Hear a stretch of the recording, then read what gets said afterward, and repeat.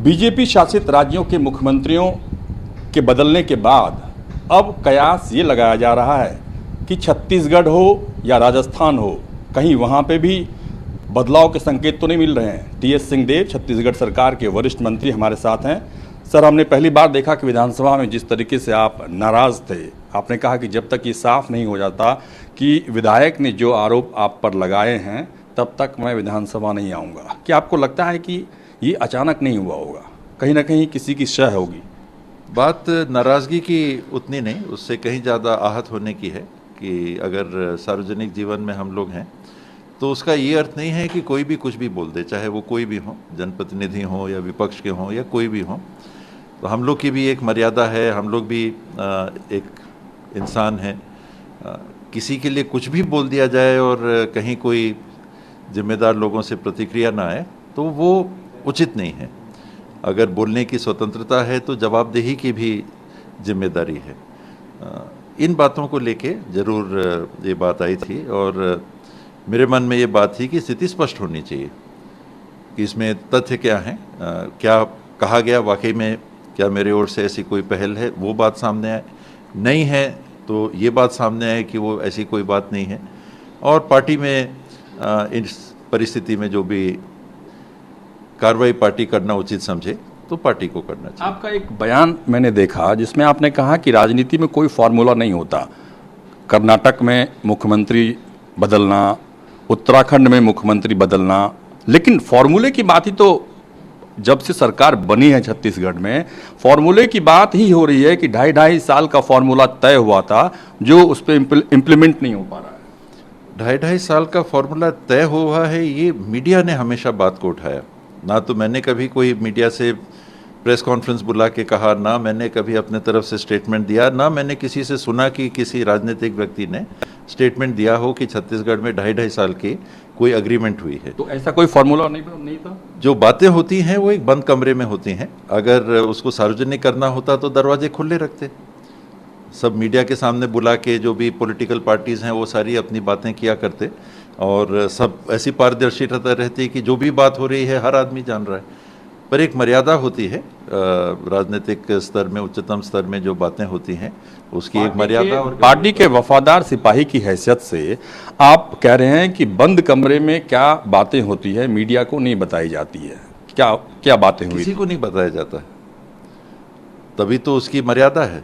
अगर सार्वजनिक करना है तो फिर वो उस दायरे में तो रहा नहीं। कुछ बातें होती हैं कि नहीं जिसको कि कहा जाता है कि सीक्रेट भी रखा जाता है कि ये प्रकाशन के लिए नहीं है।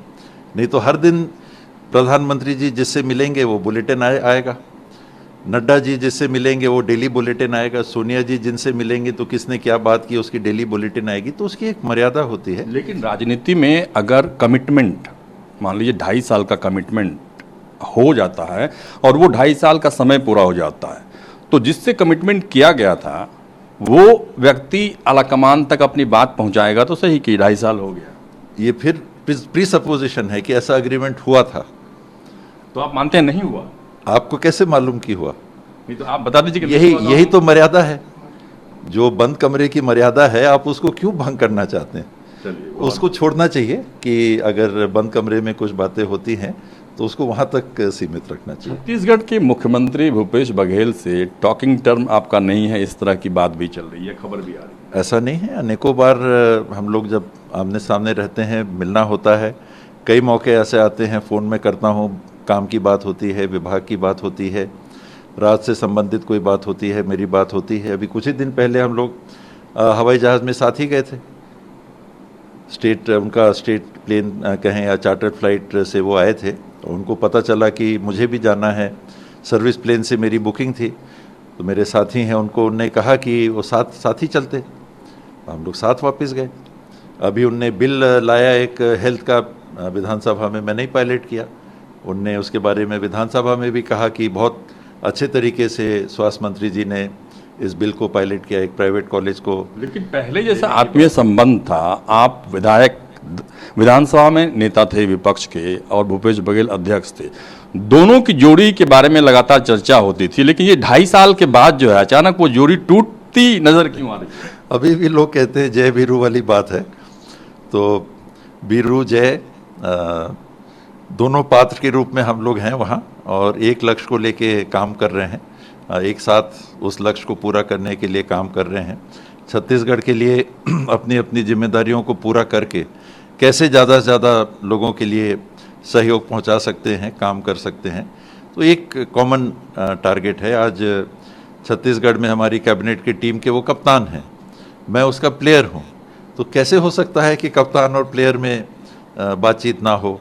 तो व्यूज़ में ऐसा नहीं रहता कि कोई व्यू में डिफरेंस ही ना हो, तो हमारे व्यूज़ में डिफरेंसेस रहते हैं तो वो भी बातें सामने आती हैं, लेकिन अंततः साथ रह के जब काम करना रहता है तो हल हर चीज़ का निकलता है। लेकिन आपने कहा कि व्यूज़ में डिफरेंसेस आना स्वाभाविक बात है, लेकिन जो कमिटमेंट आपसे किया गया उस कमिटमेंट के पूरा नहीं होने के बाद आप हेल्थ मिनिस्टर के तौर पर अगले 2.5 साल तक कैसे काम करेंगे? मुझे नहीं लगता कि जो आपकी शख्सियत है, जो आपका व्यक्तित्व है, उसको देखकर मुझे ऐसा महसूस नहीं होता कि छत्तीसगढ़ सरकार में अगर आपकी बात या आपके कमिटमेंट को पूरा नहीं किया गया तो आप कंटिन्यू करेंगे। वो फिर आपने उसको मान लिया कि ऐसा कमिटमेंट किया गया था। ऐसा कमिटमेंट किया गया और नहीं होगा तो क्या होगा? ऐसा कमिटमेंट किया गया था, ये किसको मालूम? नहीं, आपको उम्मीद है क्या कि मान लिया जाएगा?